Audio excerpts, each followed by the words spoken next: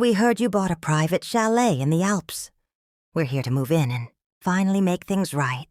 My daughter-in-law announced at my door, then shoved her suitcase over the threshold like she owned the place. I didn't slam the door. I didn't block them. I simply stepped aside. But the second they crossed into the main hall, they stopped so suddenly it looked like someone had hit pause on their bodies. Their eyes locked on what was in front of them. And for a beat, neither of them breathed. I'm glad you're here. Follow my story until the end. And comment the city you're watching from so I can see how far my story has reached. I'd been placing the last wildflowers into a wide ceramic bowl when I first heard the engine roll through the valley. The sound didn't belong here. It sliced through the quiet afternoon like a mistake. Loud, confident, unwelcome. My hands froze around a bundle of blue gentians and tiny white Alpine daisies. I listened as the vehicle climbed, the narrow road that curled up the mountain like a scar. No one was supposed to come today. The women staying at the center had gone down to town for their weekly therapy appointment. Saturdays were my one pocket of silence. Those few hours where the kitchen stayed clean, the hall stayed still, and I could breathe in pine air without hearing anyone cry, or apologize, or ask if they were too much. At 59, I'd finally learned the value of peace. The engine grew louder, the tires crunching gravel with the arrogance of someone who assumed the gate would open for them. Through the tall windows, I caught the glint of a sleek black SUV sliding around the last bend, polished, expensive, out of place against snow-dusted pines and weathered stone. My stomach tightened with a dread I couldn't explain. Until I could, I set the flowers down slowly, then smoothed the front of my dress. It was simple cotton, a pale gray blue, soft, modest, and oddly familiar. The same color I'd worn to court the day my divorce became official 14 years ago. It felt like armor now. The doors slammed shut outside with that heavy, expensive thud money makes. 2 sets of footsteps crossed the gravel with purpose. I recognized the rhythm before I saw faces. My son's walk, measured, practiced, the kind he'd copied from his father after I left. And beside it, the sharp, impatient click of heels that never belonged on a mountain. My son and his wife had found me. The bell chimed. Gentle, warm, the same sound that usually welcomed women, who arrived with shaking hands and bruises hidden under sweaters. How strange that today it announced the 2 people I'd spent the last 4 years trying not to think about. I inhaled. The air smelled like lavender oil and cedarwood, my own little ritual to keep the hall feeling safe. Then I walked to the door. My hand hovered over the handle. For one irrational second, I considered pretending I wasn't home, slipping out the back path, disappearing into the trail that curved behind the cabins, letting them stand there until embarrassment sent them away. But I was tired of running, tired of shrinking, tired of being the easy target they could jab whenever life didn't go their way. I opened the door. "Hello, Mom," my son said, his voice carrying that familiar mix of fake warmth and quiet contempt, the tone people use when they want to sound kind while making sure you feel small. He was 35 now, tall, solid, sharp jaw, cold gray eyes. He looked so much like his father that for a moment I felt 14 again, standing in a kitchen where I wasn't allowed to speak without being corrected. Beside him stood Leora. Perfect posture, perfect hair, perfect smile that didn't reach her eyes. Blonde hair pulled into a tight, glossy knot, lips painted a disciplined red. "Elaine," she said, my name like a blade. Not Mom, not Mother, never. From the first day she married my son, she treated familial tenderness like something she refused to hand out to someone beneath her. "We heard you bought a chalet in the Alps," Leora continued, already peering past me into the house like she was inspecting a property listing. Her eyes flicked over the stone walls, the wood beams, the flowers in my hands, and I could practically hear the calculations in her head. "We came to live with you," she said sweetly, "and make peace." Before I could even form a response, they moved. My son lifted 2 large designer suitcases from behind him. Leora slid past my shoulder and stepped into the entryway without asking, her heels tapping against the wood floor like a countdown. "Make peace," the phrase echoed in my skull. For years I had tried to make peace. I swallowed their snide jokes about my apartment, endured the way Leora corrected my words in front of guests, smiled through dinners where she introduced me like an embarrassing footnote. This is my husband's mother. She's always been a little different. I stayed quiet when they forgot my birthday. Again, I pretended not to notice when my calls went unanswered for weeks. I learned to accept crumbs and call it love. And now that I had built something for myself, they wanted to make peace. "Don't just stand there," my son said, angling his suitcases inside. "Help with the luggage. Guess mountain air is making you slow." I stepped aside, not to help, but because shock had pinned my feet to the floor. They moved into my sanctuary like conquerors. Their expensive coats, their scented confidence, their entitlement. Everything about them looked wrong here, like wolves stepping into a garden and expecting the flowers to apologize for being delicate. My son rolled his suitcase toward the main hall. Leora followed, eyes sweeping over every corner, cataloging what she could claim. I followed a few steps behind, heart pounding hard enough to hurt, wondering if this was what a deer felt right before the shot, before it understood the danger was real.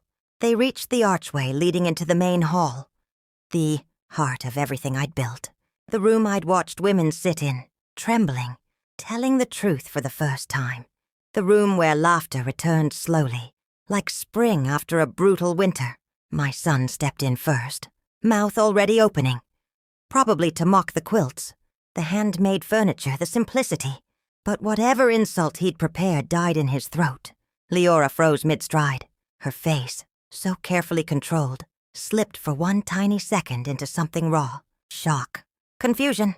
Horror. They stood there, motionless, staring at the wall that dominated the hall. My wall, covered in photographs, rows and rows, framed like a gallery. But not the pictures they expected. Not my son's childhood portraits. Not fake holiday smiles. Not the stiff family photos where Leora stood like a queen, and I stood like decoration. These photos were of my real family, women laughing around the kitchen island, hands covered in flour while they baked bread, kneeling in the garden, smiling with dirt under their nails. Children on hips, arms around shoulders.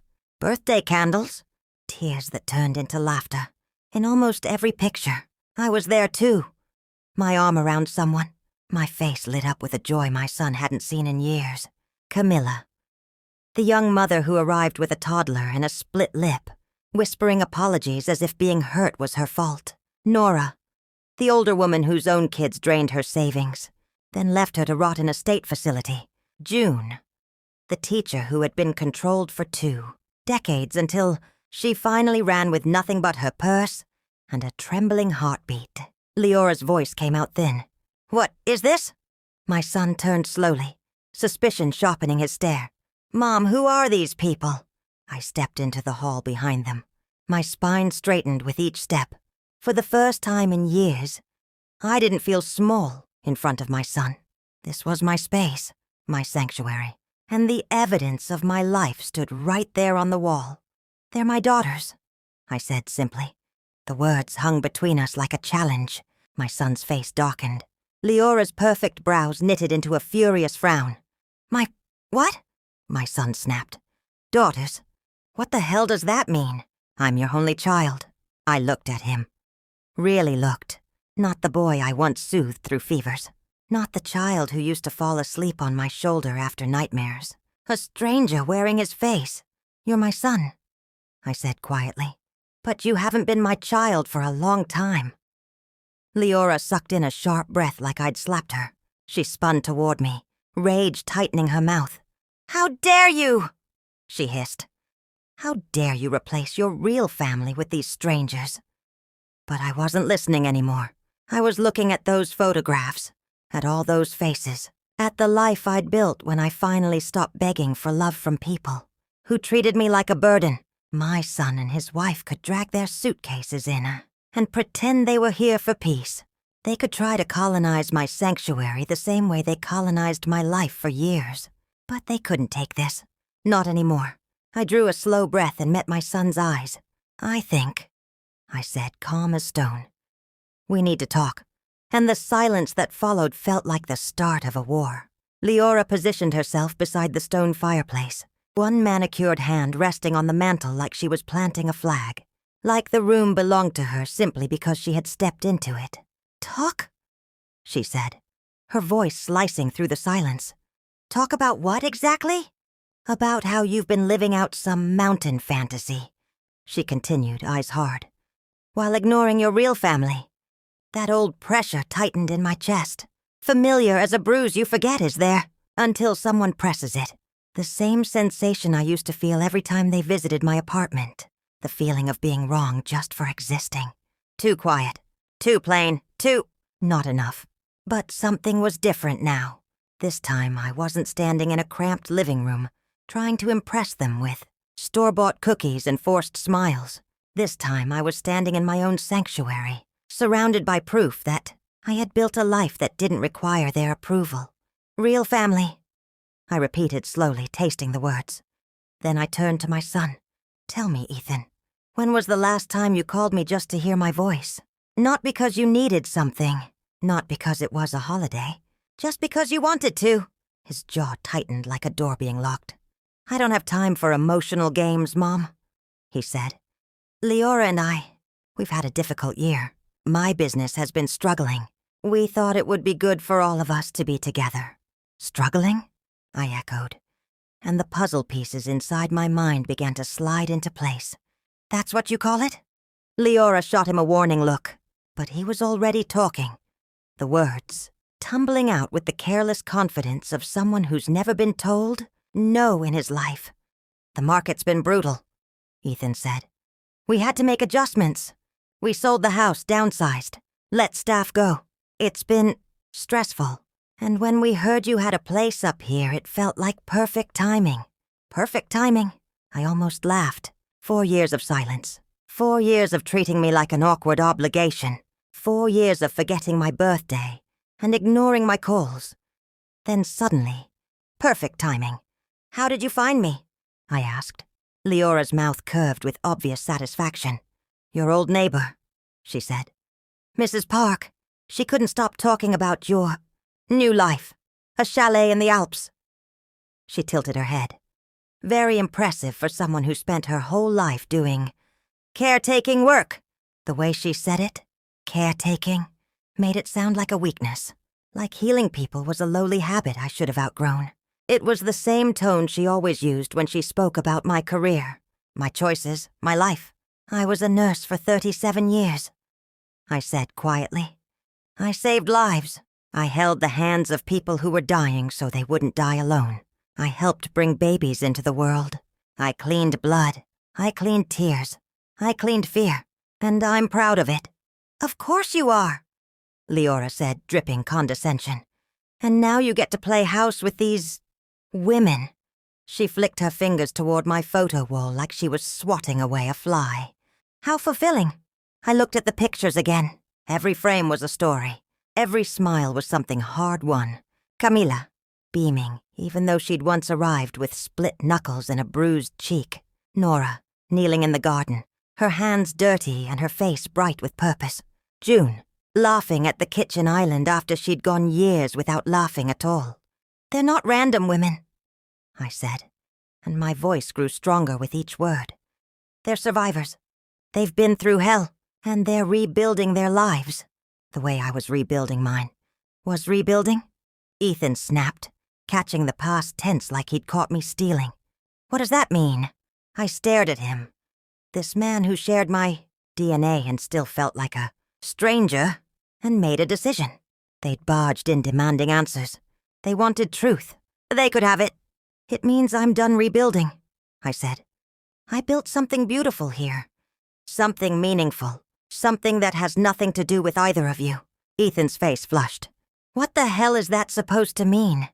"It means for 4 years," I said. "I've been learning what it feels like to be appreciated. To be needed. Not for my money. Not for my willingness to swallow disrespect. But for who I am. These women call me when they're scared.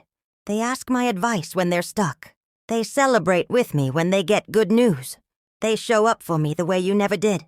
I turned back to the photos, my heart swelling in a way it never swelled around Ethan anymore. Camilla was 20 when she arrived. I said softly. Homeless, with a toddler on her hip, because she refused to go back to the man who hurt her. She couldn't sleep. She flinched whenever a door closed too loud. I taught her how to cook again, how to breathe again. I sat with her through her panic attacks. Now her little boy calls me Grandma, like it's the easiest word in the world. Leora rolled her eyes. How touching. But I wasn't finished. Nora's own children drained her savings and left her with nothing. I continued. She came here ready to end her life. Now she runs our garden program and teaches the younger women how to handle money, so nobody can ever trap them the way her kids trapped her. Mom! Ethan cut in, impatient. This is all interesting, but I don't see what it has to do with us. We're here to reconnect as a family. Reconnect? I repeated. Ethan, when were we ever connected? Really connected? Not sharing a last name. Not showing up to holidays and acting polite. I mean connected. He opened his mouth. Nothing came out. The silence filled with the weight of all those years. We'd spent being strangers in the same room. You want to know the truth? I said, and I felt decades of swallowed words pushing up like a flood. The truth is, you and your wife have treated me like garbage for years. You made it clear I embarrassed you, that my life wasn't good enough, that I was a burden you tolerated because you had to, and I accepted it. I told myself blood mattered more than respect. I told myself I should be grateful for scraps, because at least they were scraps from my son. But these women taught me something, I said, voice rising now. They taught me family isn't DNA. Family is love, respect, support, showing up when it's hard, not just when you want something. Oh, please, Leora snapped. Save the inspirational speech. You're delusional if you think these charity cases are your real family. Charity cases. The words hit like a slap. That's what you think? I said quietly. That they're less than you? Aren't they? She shot back. Homeless women. Abuse victims. What do they contribute besides making you feel important? I stared at her. This woman measured human worth by bank accounts and social circle. She saw kindness as weakness and compassion as stupidity. They contribute everything, I said.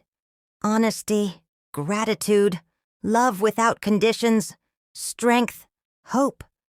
The kind of bond you don't inherit, you earn it. My fingers brushed the edge of a frame. A photo of last winter. All of us crowded around a table, laughing over homemade soup, exchanging small handmade gifts. It had been the warmest Christmas of my life. You want to know why I never told you about this place? I turned back to them, because I knew you'd react exactly like this. Judgment, disdain. You can't even imagine choosing love over luxury. Ethan's face hardened. So what are you saying? That we're not welcome? That you're choosing strangers over your own son? I'm saying, I answered, you made your choice a long time ago. You chose criticism over compassion, judgment over understanding. And now you walk in here with luggage because you need something, and you expect me to forget everything. Leora pushed off the mantle, eyes blazing. You're being ridiculous. We came here to rebuild, and you're throwing it in our faces because you want to play the victim. Victim? I let out a short laugh with no humor in it. You think this is martyrdom? I stepped closer, calm and clear. This is liberation. For the first time in my adult life, I'm surrounded by people who value me for who I am, not what I can provide. And now the truth finally spilled out. Unstoppable. You want to stay? I said. Fine, but understand this. This isn't a luxury chalet where you can hide from your problems and expect me to take care of you. I held Ethan's gaze. This is a recovery center. I saw his face change, confusion cracking into realization. You don't live in some luxury villa, do you? He said slowly, like the words tasted wrong. I smiled. Small, steady. For the first time since they arrived. No, Ethan, I said. I don't. The color drained from his face so fast I thought he might sit down. Leora's expression flickered. Pure. Panic. Before she tried to put her mask back on. What do you mean you don't? Ethan's voice cracked. I walked to the tall windows and gestured toward the valley below. From here you could see the scattered cabins, tucked among the pines, each one a safe place for a woman learning to breathe again. I mean exactly what I said, I told him. This isn't my private home. I turned back, letting the words land like a verdict. This is Alpine Haven Recovery Center. I founded it 3 years ago with my life savings. And I'm still paying for it. The silence behind me was so complete. I could hear the clock in the corner counting every second. Leora finally found her voice. A recovery center for what? The words came out tight, strained like she already knew. The answer but was begging the universe to let it be something else. I turned to face them fully. These two had driven hours up into the mountains expecting warmth, luxury, and a soft place to land. Instead, they'd walked into something they couldn't buy, couldn't control, and couldn't pretend to understand. For women escaping domestic violence, I said. For mothers who lose everything trying to keep their children safe. For older women whose own families emptied their accounts and then threw them away like expired furniture. I paused. Let each sentence settle. And for women like me, I added quietly, who spent decades being told we weren't smart enough, important enough, worthy enough to deserve respect. Ethan sank into one of the worn armchairs. We kept arranged in a circle for group sessions. His expensive coat looked ridiculous against the hand-stitched pillows, like a man dressed for a boardroom, trying to blend into a garden. But Mrs. Park said you had money, he said weakly. She said you bought a villa. I did buy this property, I replied. For $300,000. Ethan blinked, as if the number didn't compute. That was every penny I saved over 37 years of nursing. I continued. Every overtime shift, every holiday I worked while other people sat at family tables, every sacrifice I made thinking I was building something for your future. The irony sat heavy in my throat. All those years I denied myself little things. New shoes, a real vacation, dinners out, telling myself I was being responsible, saving for Ethan's education, saving for his wedding, saving for the grandchildren I used to imagine spoiling. And in the end, I spent it on myself, on meaning. 300,000? Leora whispered. And then, without even trying to hide it, she added, That's all. Once that disappointment would have cut me deep. Now it only confirmed what I already suspected. I'm sorry to disappoint you, I said dryly. I know you were probably hoping for a number with more zeros. Ethan's head snapped up. That's not... We didn't come here for money. But he said it too fast, too defensive, and Leora's face had gone pale beneath her foundation, her blush suddenly looking like war paint on a woman who realized the battle wasn't going her way. Of course you did, I said, and for the first time since they arrived, I felt perfectly calm. The real question is, how much trouble are you in? Ethan's mouth opened, closed, opened again, like a man trying to breathe underwater. Leora shot him a warning look sharp enough to cut glass, but it was too late. The truth was written all over his face. We're not in trouble, Leora said quickly. We're just going through a rough patch. Ethan's business is cyclical. We thought it would be healthy to spend time with family while things turn around. Family. The word sounded strange coming from her mouth. In 8 years of marriage, she'd made it very clear I wasn't her family. I was Ethan's baggage, a reminder of his humble beginnings. She tolerated the way people tolerate. Bad weather, resentfully, and only because they can't control it. How much do you owe? I asked directly. Mom, that's inappropriate, Ethan started. Inappropriate? I cut him off, stepping closer. You show up uninvited with enough luggage for a long stay, talking about making peace after years of treating me like an embarrassment. And you think my question is inappropriate? I stared at him. This man I had raised, whose fevered forehead I had cooled, whose nightmares I used to chase away with bedtime stories. When had he become a stranger? I spent 15 years married to your father, I said quietly. I know what desperation looks like. I know what it feels like when creditors call. When you smile in public and panic in private. When the walls close in and you pretend everything is fine while your world is collapsing. Ethan's face crumpled. And for a split second I saw it. The scared little boy inside him. 53,000, he whispered. 53,000 in what? I asked. Leora answered, voice tight with shame. Credit cards. Business loans. Some personal loans. Her chin lifted like she was daring me to judge her. The business hasn't turned a profit in 18 months. We've been living on credit thinking things would bounce back. That old instinct rose in my chest. The urge to fix, to rescue, to make the pain go away. But I wasn't the woman I used to be. So you came here to do what? I asked. Move in until you got back on your feet. Live off my generosity while you figured it out? We thought we could help each other, Ethan said quickly, gaining confidence now that he'd found his script. You're getting older. You're up here alone. We could offer companionship, help with repairs, contribute to expenses. Contribute to expenses, I repeated, letting the words hang. With what money? The question hovered in the air like smoke. Through the tall windows, I could see Nora in the garden, showing two newer women how to plant herbs in neat rows. She was almost 70, her hair silver in the afternoon sun, her face lined with laughter she'd earned after surviving. Betrayal and finding joy again. You want to know the difference between you and the women who live here? I said, my voice softer now. Steady, not cruel. They're honest. They don't show up with rehearsed speeches about family time. They say, I have nowhere to go. I have nothing left. I need help. They ask instead of demanding. They're grateful instead of entitled. Leora's composure finally cracked. Entitled? She snapped.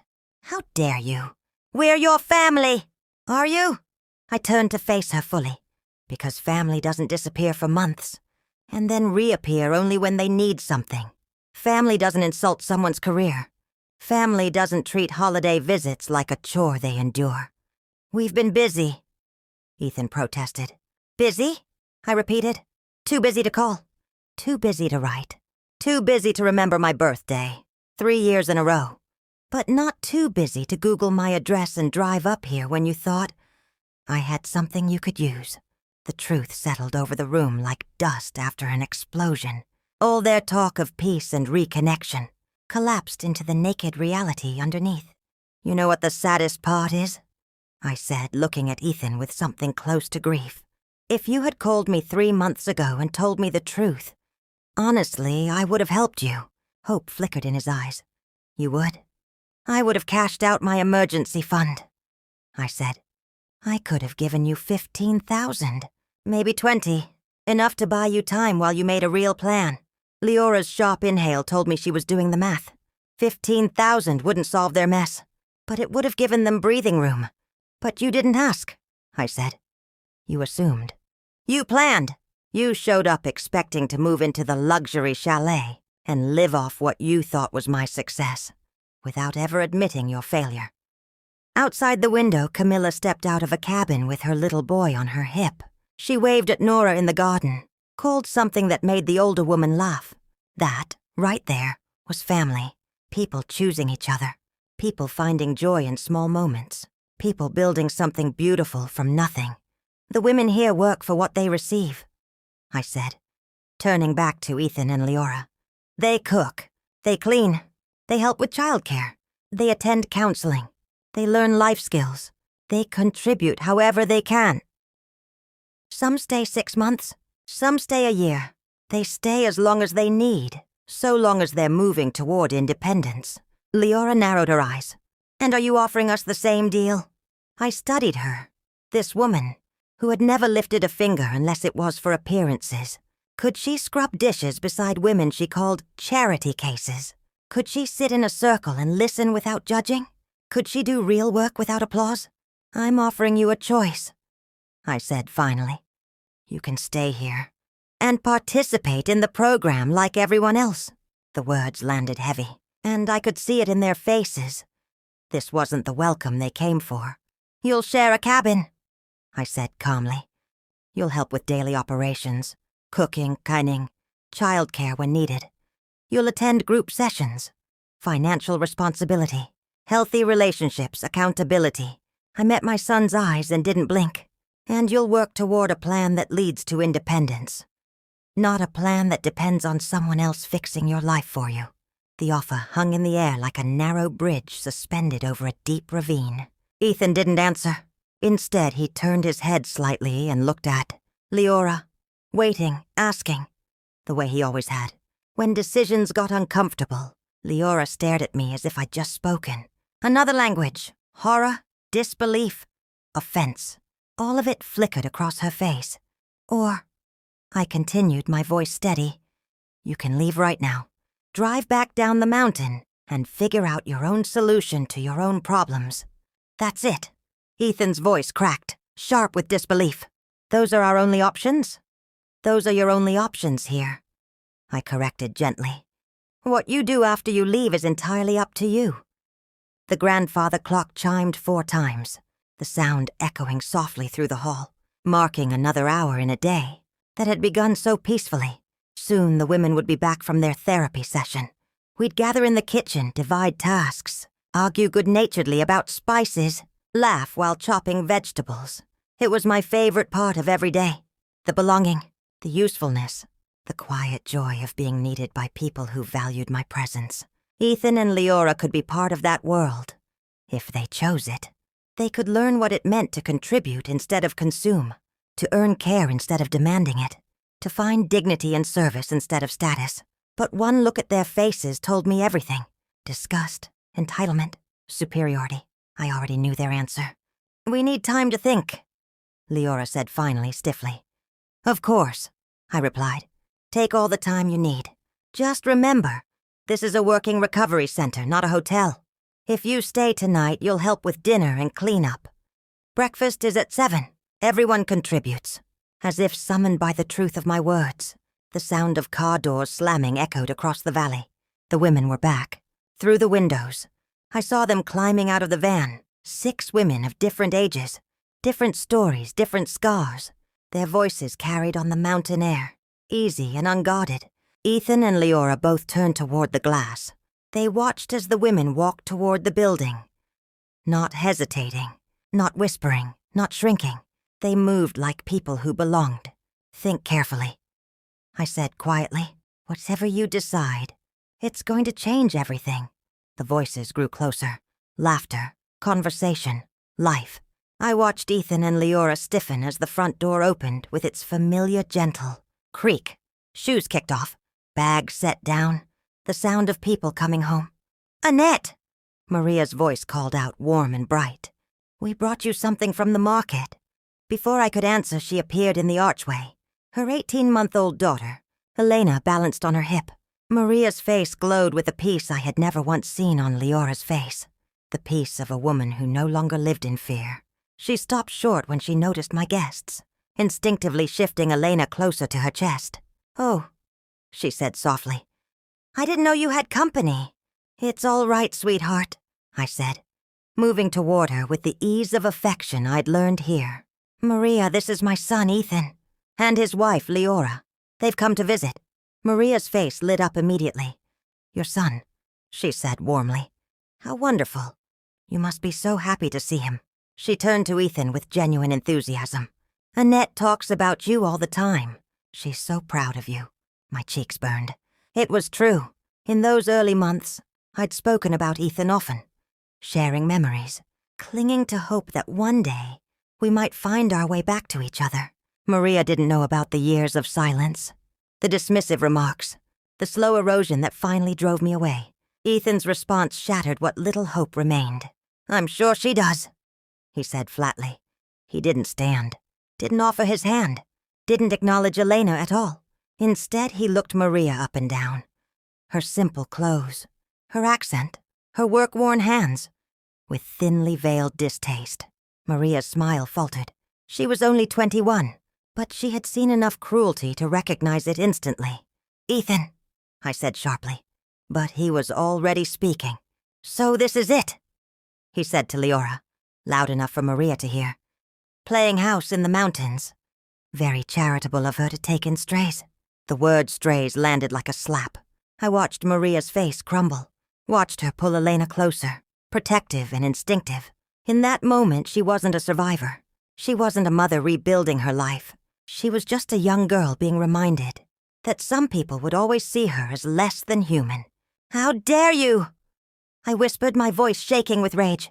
Before I could say more, another voice cut through the tension. "Is there a problem here?" Sarah stood in the doorway behind Maria. She was 68, small, sharp-eyed, unbreakable. A woman who had survived betrayal by her own children and come back stronger. She took one look at Maria's face and understood everything. "No problem at all," Leora said sweetly. "We're just meeting Annette's. House guests. House guests. Another dismissal. Another attempt to shrink them." Maria whispered something in Spanish and hurried down the hall, Elena's confused whimper following them. Sarah watched them go. Then she turned back, eyes like steel. 30 years, she said conversationally. "That's how long I let my children treat me like garbage," rolling their eyes, making jokes about my intelligence, acting like I was a burden they had to carry. She stepped fully into the room, her presence suddenly enormous. "You know what I learned?" she said. "That some people are only happy when they're making someone else feel small. And the people who do that to you? They're not your family, no matter what the birth certificate says." Ethan stood abruptly, his face flushing red. "I don't know who you think you are, lady," he snapped. "But you don't get to lecture me about my relationship with my mother." Sarah didn't raise her voice. "Don't I?" she said calmly. "Because from where I'm standing, it looks like you just made a young mother cry to prove your superiority." She met his stare without flinching. "And that tells me everything I need to know about what kind of son you are." Ethan's voice rose, sharp and dangerous. "What kind of son I am?" And I knew the storm was just beginning. "I'm the son who put up with her dramatic nonsense for years." Ethan snapped.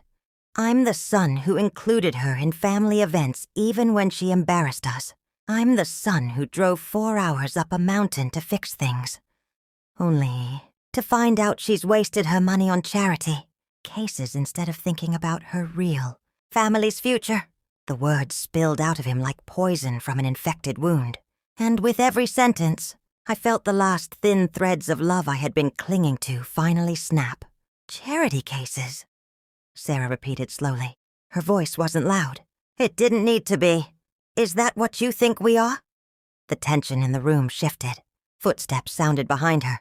Rebecca appeared at Sarah's side, her posture straight, her expression calm but razor-sharp. The same look she'd used for decades, when stepping between cruelty and a vulnerable child. Behind her, 2 other women hovered near the hallway, their faces tight with the familiar anxiety of people who knew exactly what it felt like to be reduced, judged, dismissed. "Let me tell you about charity cases," Rebecca said, her voice steady and authoritative. She gestured toward the hallway. "Mia speaks 3 languages. She was 2 semesters away from finishing her nursing degree when her ex-boyfriend started stalking her. She's raising a toddler, taking online classes, and running our garden program. Next month she starts a paid internship at the community clinic." She turned slightly, indicating Sarah. Sarah built a catering business from nothing and ran it successfully for 15 years, until her own children convinced her she was too old to manage her finances and drained her accounts. She now teaches our financial literacy, workshops, and is helping 3 other women launch small businesses. Ethan and Leora were staring now, visibly uncomfortable, confronted with the reality of the people they had casually dismissed as worthless. "And me?" Rebecca continued. "I spent 20 years as an award-winning high school principal." She didn't smile. "My husband spent just as many years convincing me I was stupid, incompetent, incapable of surviving without him. By the time I left, I didn't know how to write a check or use an ATM. Sarah taught me. Maria helped me practice Spanish so I could speak to my students' parents. And Annette," she looked at me, held my hand through panic attacks and reminded me every day that I was worth saving. She stepped closer to Ethan. "So when you call us charity cases, you're calling your mother a fool for seeing our potential when no one else did. You're dismissing her judgment, her compassion, her ability to recognize strength in people who've been broken." Silence. Deep, absolute. Only the ticking of the grandfather clock and the faint sound of Elena crying somewhere down the hall. Leora's face had gone white beneath her makeup. Ethan looked like he was struggling to breathe. "This is ridiculous," Leora burst out. "We didn't come here to be lectured by a bunch of..." "A bunch of what?" I asked quietly. "Finish the sentence, Leora." She opened her mouth. Closed it. She couldn't say it. Instead, she turned on Ethan with the fury of someone whose carefully constructed plan had just collapsed. "This is your fault," she hissed. "You said she had money.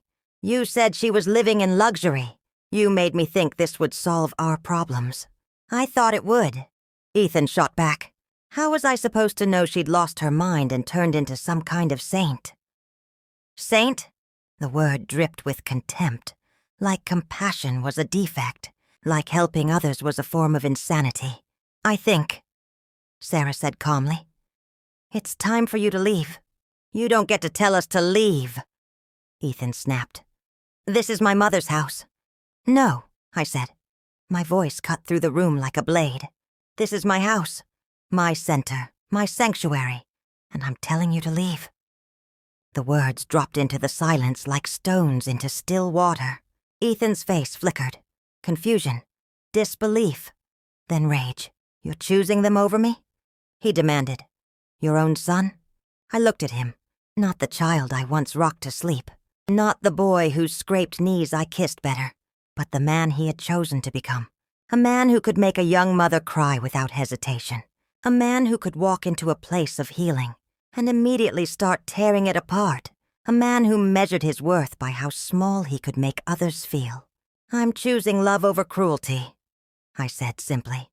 "I'm choosing respect over entitlement. I'm choosing the family that chose me back." His face twisted, not with sadness, with rage. "You'll regret this," he snarled. "When you're old and sick and alone, don't come crying to us." The threat hung in the air, and instead of fear I felt something unexpected rise in my chest. Relief. The pretending was finally over. The polite lie that we were a loving family was dead. "I won't be alone," I said quietly. "I'll never be alone again." As if summoned by my words, a small hand slipped into mine. Maria had returned. Her eyes were still wet, but her chin was lifted. Elena rested on her other hip, reaching curiously toward the bright scarf Sarah wore. One by one, the women moved closer. Not threatening, not loud. Just present, standing with me. I looked at their faces. Maria's quiet courage, Sarah's fierce loyalty, Rebecca's steady strength, and understood something with absolute clarity. This wasn't the end of my family. This was the moment it truly began. The silence stretched tight as wire. Ethan stood frozen, cycling through emotions I'd never seen before. Shock, rage, and something dangerously close to fear. "You can't be serious," he whispered. "You're choosing strangers over your own blood." "Blood doesn't make family," Sarah said gently. "Love does. Respect does. Showing up when it matters, that's family." Ethan whirled on her. "Nobody asked you, old woman. This is between me and my mother." The words hit Sarah like a slap. I saw the hurt flash across her face. And in that instant, something inside me finally broke. Not shattered. That had happened years ago. This was the clean, sharp snap of a chain that had bound me for too long. "Get out," I said, deadly calm. Ethan blinked. "What?" "Get out," I repeated. "Now, both of you." And for the first time in his life, my son had no power left here. "Mother, you can't be serious," Ethan said hoarsely. "I can," I replied. "And I am." I stepped forward, still holding Maria's hand. Her fingers were warm, steady, anchoring me in the moment. "You have exactly 5 minutes," I said calmly, "to gather your belongings and leave my property." Leora finally found her voice, shrill and cracking. "You're making a huge mistake, Annette. We came here to help you, to be a family, and you're throwing it away for these people who are just using you." "Using me?" I almost laughed. "Maria wakes up at 5 every morning," I said evenly. "She helps prepare breakfast for everyone. She learned how to preserve vegetables so we have food through the winter. She reads to the elderly woman in cabin 3 whose eyesight is failing." I looked directly at Leora. "How exactly is she using me?" She's homeless, Leora shot back. She has nowhere else to go. Of course she acts grateful. What choice does she have? Maria's grip tightened around my hand. But when I looked at her face, I didn't see shame. I saw pity. Pity for a woman who couldn't understand that gratitude could be real. That kindness didn't always come with an invoice. You're right, Maria said softly. Her accent wrapped the words in gentleness that made Leora's harshness sound even uglier. I was homeless. I had nowhere to go. She shifted Elena on her hip. The little girl babbled happily, playing with her mother's necklace. But Annette didn't just give me a bed. She gave me hope. She saw something in me I couldn't see myself. Her voice steadied, grew stronger. Before I came here, I thought I was broken. Used up. That man made me believe I was nothing. She looked at me briefly, then back at Ethan. Annette told me every day that I was strong, that I deserved love, that I had a future. She helped me understand that what happened to me didn't define me. Maria lifted her chin. Next month, I start working at the clinic full-time. In 2 years, I finish my nursing degree. In 5 years, I want to open my own practice in an underserved community to help women like me. She met Ethan's eyes without flinching. None of that would be possible if Annette hadn't believed in me first. She squeezed my hand gently. Yes, I needed her help, but she needed mine too.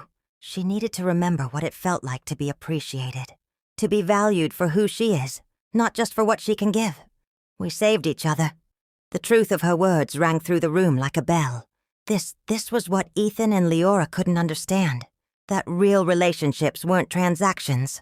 They were built on mutual respect, on everyone giving what they could, when they could. That's very touching, Leora said sharply. But we're still family. That has to count for something, does it? I asked quietly. I turned to Ethan, this man I had carried in my body, nursed through fevers, rocked through nightmares. When was the last time you called just to ask how I was doing? When was the last time you remembered my birthday? When was the last time you said you loved me and meant it? Ethan opened his mouth, closed it. The questions hung between us like charges, each one backed by years of neglect. We've been busy, he finally muttered. Busy. The word tasted bitter. Too busy to call, I said. But not too busy to drive up here when you thought I had money. Too busy to visit, but not too busy to insult the people. I loved the moment you met them. Rebecca stepped forward then, her voice gentle but unyielding. Annette, you don't owe them explanations, she said. Some people only understand love as a transaction. What can you do for me? What can you give me? When you stop being useful, she added softly, they stop caring. That's not true, Ethan protested, but the words lacked force. Isn't it? Rebecca asked, her teacher's calm settling over the room. When's the last time you asked about her health, her happiness, her interests? When's the last time you offered to help? Her, without expecting something in return? The questions struck like arrows. Ethan's face flushed red, then drained pale. Beside him, Leora shifted, her flawless makeup beginning to crack under the pressure. We didn't know she needed help, Leora said weakly. She always seemed so independent. I looked at them both, and in that moment I understood something with painful clarity. Independence doesn't mean you don't need love. It just means you've learned how to survive without it. I took a slow breath. Your 5 minutes, I said calmly as our almost up. The room went very, very quiet. I was independent because I had to be, I said, my voice steady even as everything inside me churned, because no one else was going to take care of me. I looked directly at Ethan. But independence doesn't mean you don't need love, or support, or companionship, I continued. It just means you've learned how to survive without them. Sarah made a soft sound beside me. Not pity, not sadness, but recognition. She understood. The bone-deep loneliness of being strong, because weakness was never allowed. We could learn. Ethan said suddenly, desperation breaking through his anger. We could do better. We could... His words died as his eyes traveled the room. The photographs. The women who called me mother, without obligation. The furniture worn smooth by years of shared meals and late-night conversations. the quiet peace that lived here like a blessing. For the first time, he truly saw it. The life I had built without him. What he had lost. Not by chance, but by choice. And instead of humbling him, it enraged him. "This is insane," he snapped. "You're throwing away your real family for a bunch of damaged women who just make you feel needed. This isn't love, Mother," he said coldly. "It's pathology." The word struck like a slap. Pathology. As if compassion were a disease. As if service were sickness. As if building something beautiful from broken pieces were shameful instead of sacred. I inhaled slowly.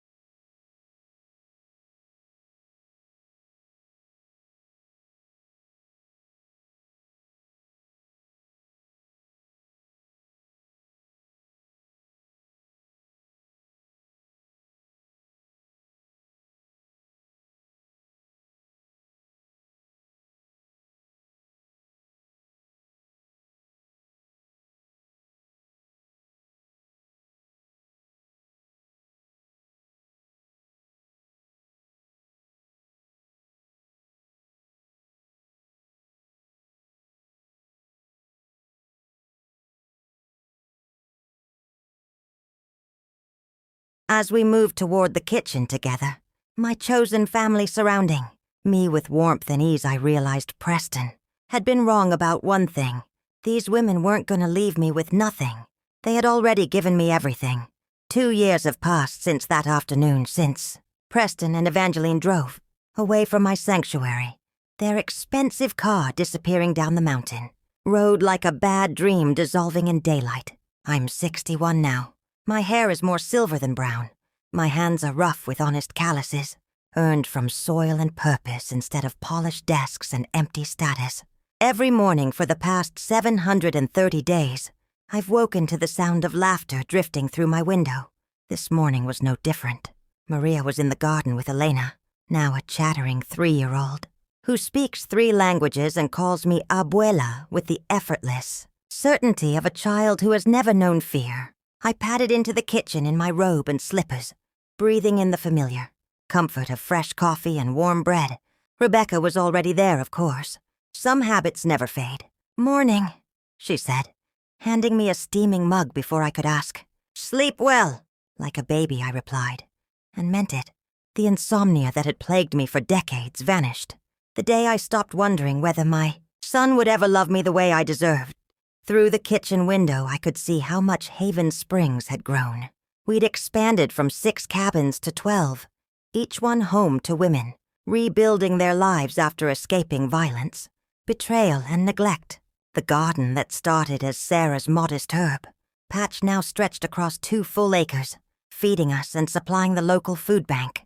Sarah herself had become something of a local legend at 70. She moved through our community like a benevolent general teaching, organizing, nurturing, with the fierce competence of someone who had finally found her calling.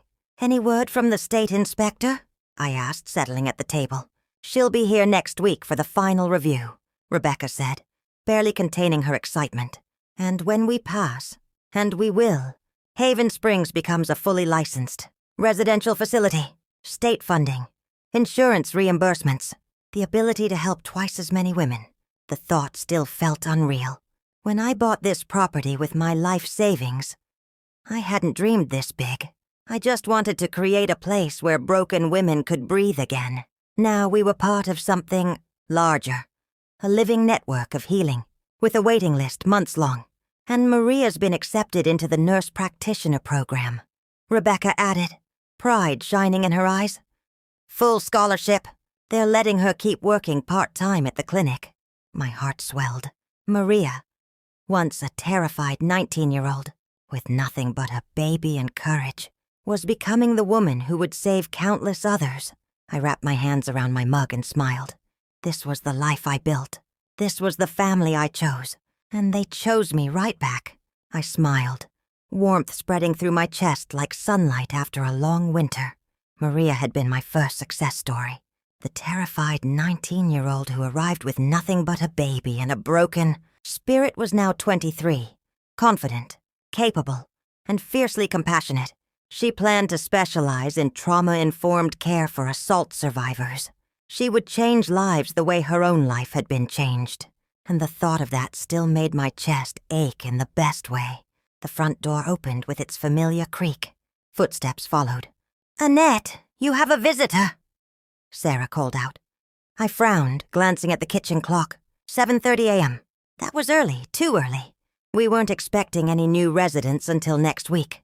"I'll be right there," I called back, quickly braiding my hair and pulling on a sweater. Rebecca followed me into the main hall. Sarah stood near the entrance, her expression unreadable. Beside her was a young woman, maybe 25, with dark hair pulled back too tightly, as if she'd done it with shaking hands. Her eyes were hollow in a way I recognized instantly. She clutched a small overnight, bag in one hand and a folded piece of paper in the other, like it was the only thing keeping her upright. "This is Jennifer," Sarah said gently. "She says someone told her about us. Recommended she come here." Jennifer looked at me with the same fragile desperation I'd seen hundreds of times over the past 2 years. Whatever she'd been through had stripped her down to the bone. "Who recommended us?" I asked softly. Her mouth worked soundlessly for a moment. Then she held out the folded paper with trembling fingers. "This woman at the emergency room," she said quietly. "She told me. She said you might be able to help me." I took the paper and unfolded it. St. Mary's Hospital letterhead. At the bottom, written in careful, familiar handwriting. "Please contact Haven Springs Recovery Center. Tell them Dr. Maria Valdez sent you. They saved my life. They can save yours, too." "Mifsa," my breath caught. Dr. Maria Valdez. Maria had finished her nursing degree 6 months ago. She was working full-time in the ER while studying for her nurse practitioner certification. And now, without fanfare, without needing permission, she was quietly building a bridge for other women to cross, a network of healing reaching far beyond our mountain sanctuary. "Dr. Valdez," I said, my voice thick. "Yes, we know her very well, Jennifer." I met the young woman's eyes and smiled.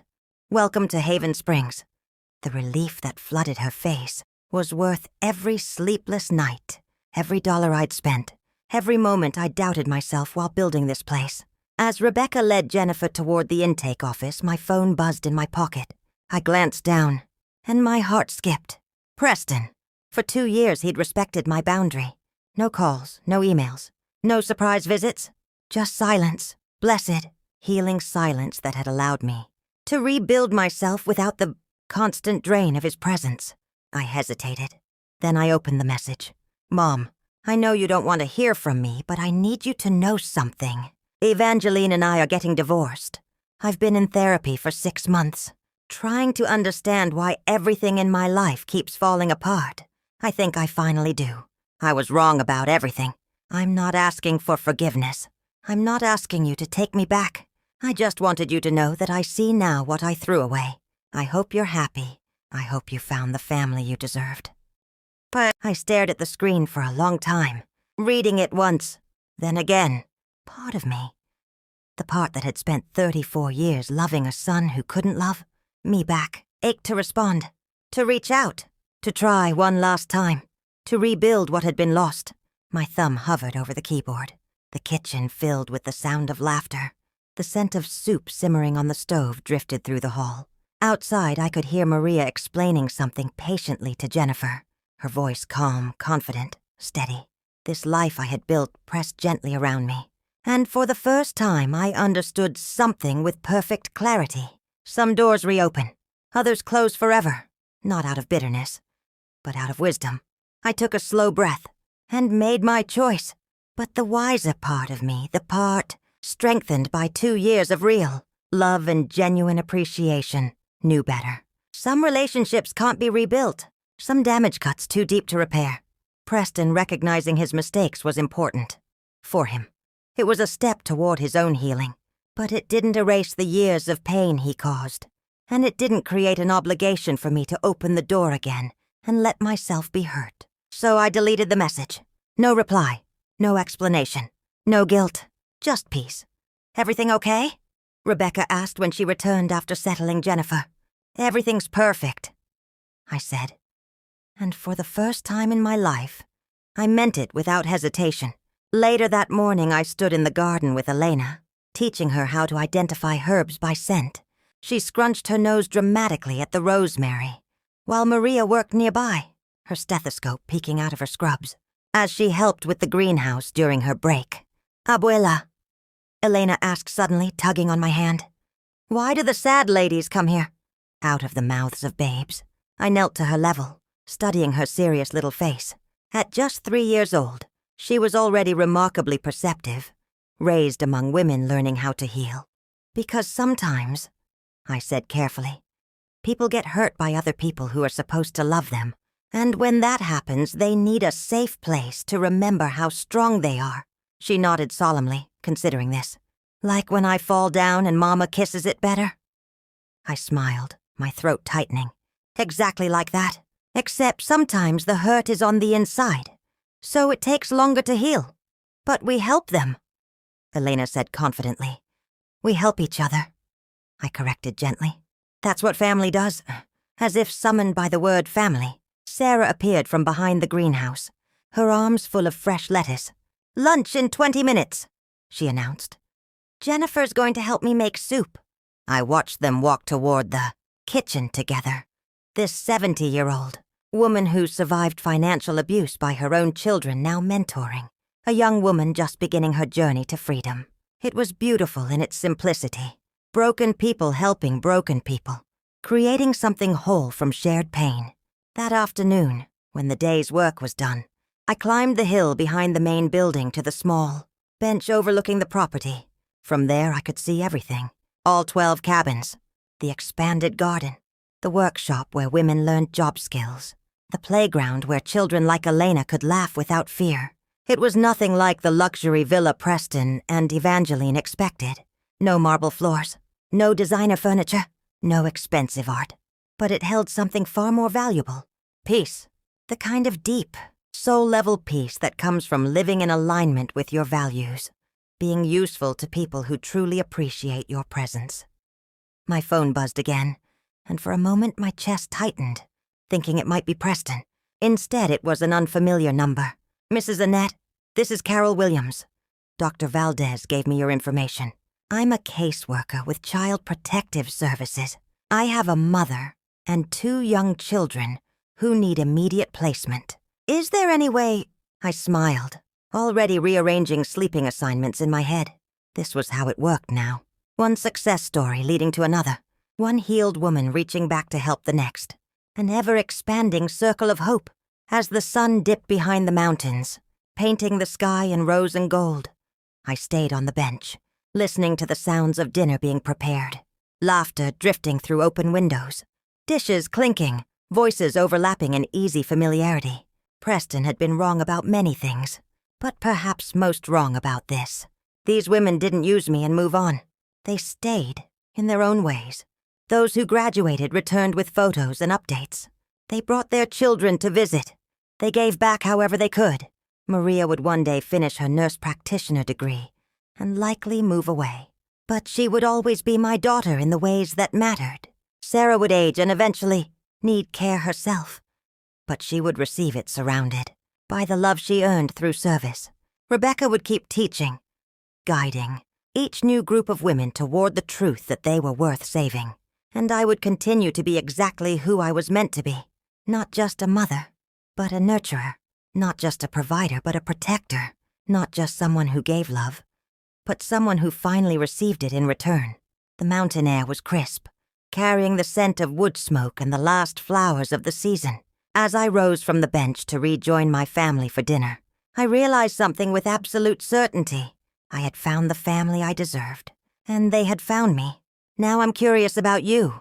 What would you have done if you were in my place? Have you ever had to choose peace over blood? Tell me in the comments. And on the final screen, I'm leaving you with 2 other stories from this channel.